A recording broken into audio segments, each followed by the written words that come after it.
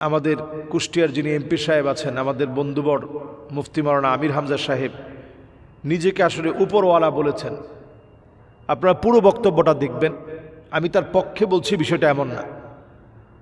উনি বলছেন যে হসপিটাল ভিজিট করে হসপিটালের যে অনিয়মগুলো আছে সেই অনিয়মগুলোর ক্ষেত্রে তিনি এটা বোঝাতে চেয়েছেন যে এই অনিয়মগুলো কেন হয়। তো লোকেরা জবাব দিয়েছে যে উপরওয়ালাদের কারণে হয়। আসলে কথাটা হয়তো উনি বোঝাতে চেয়েছিলেন উপর মহলের কারণে হয়। আমরা বাংলাদেশের যে কোনো আপনি সেক্টরে যাবেন, কথাটা বলতে গেলেই যে আসলে আপনি এই অন্যায়টা করছেন কেন, যে আসলে হুজুর আমার তো কিছু করার নাই, উপর মহলের নির্দেশ। তো উপর মহলের নির্দেশের কারণে এটা আমার করতে হয়েছে।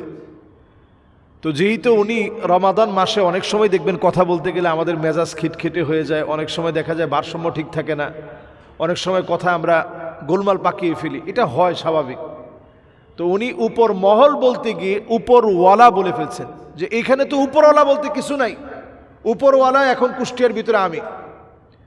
এটা একজন এমপি তার মাসউলিয়া বুঝাতে গিয়ে বলছেন। কারণ কুল্লুকুম রাইন ওয়া কুল্লুকুম মাসউলুন আন রাইয়াতিহি, প্রত্যেকে দায়িত্বশীল, দায়িত্বের ব্যাপারে আপনাকে জবাবদিহিতার সম্মুখীন হতে হবে।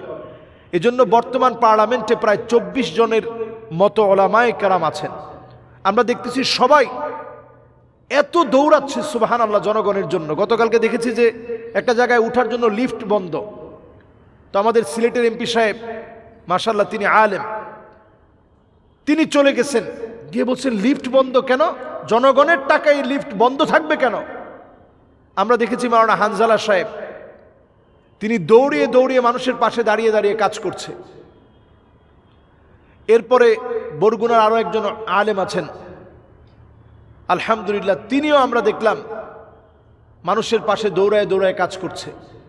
তো আলেমরা যেখানে আছেন এখানে কল্যাণ আসার জন্য আমরা প্রত্যাশী। আমরা দেখেছি রংপুরের মিঠাপুকুরের মাওলানা নুরুল আমিন সাহেব, তিনিও মানুষকে সেদিন খুতবার মধ্যে স্পষ্ট বলেছেন যে যদি আমাকে ফোনে না পান, আমার বাসায় গিয়ে যদি আমার দায়িত্বের কারণে আমাকে না পান, মাওলানা নুরুল আমিন সাহেব যে কথাটা বলছেন জুমার মধ্যে, ওইটা আমি কোট করছি, বাসায় গিয়েও যদি না পান তাহলে আমাকে যেখানে পাবেন আমাকে ধরে ফেলবেন, হাত দিয়ে ধরে আমারে সোজা করে দিবেন যে আপনারা পাই না কেন।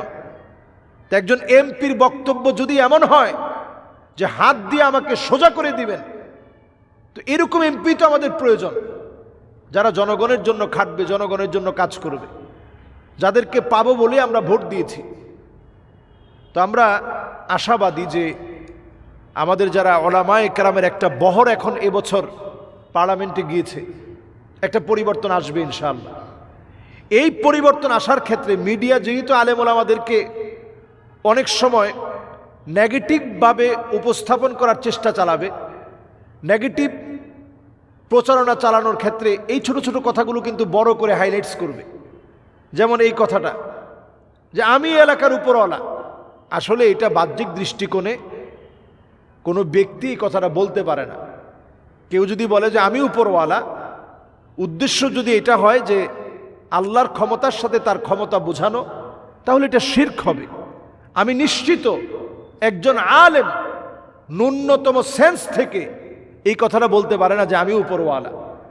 উদ্দেশ্য হচ্ছে এই যে আসলে উপর মহলের চাপে আপনারা কোনো কাজ করবেন না। আমি এই এলাকার সবচেয়ে উপর মহলের লোক, আমি এখানের এমপি, সুতরাং আমি যেটা বলবো সেইভাবে আপনারা কাজ করার চেষ্টা করবেন।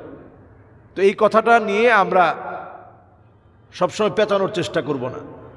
আলেম ওলামাদের একটা সুন্দর দিন আসুক, এটা আমরা চাই। এজন্য আমরা ভালো জিনিস ভালোভাবে উপস্থাপন করব, আলেমদের পাশে থাকব, নিজেরা কথা বলার সময় খেয়াল রাখব ইন্নাল আবদা লা ইয়াতাকাল্লামু বিল কালিমাহ, মানুষ কখনো কখনো একটা কথা ভুলভাবে বললে এত দূরে চলে যায়, আবআদু বাইনাল মাশরিকি ওয়াল মাগরিব, একেবারে অনেক দূরে চলে যায়, মানুষের মন থেকে ছিটকে পড়ে যায়। এজন্য আমরা কথা বলার ক্ষেত্রে সজাগ হয়ে কথা বলবো, আর আমরা সজাগ সচেতন থাকব কোনো কথা যেন ভুলভাবে প্রচার করতে কেউ না পারে। আল্লাহ যেন তৌফিক দান করেন। আসসালামু আলাইকুম ওয়া রাহমাতুল্লাহ।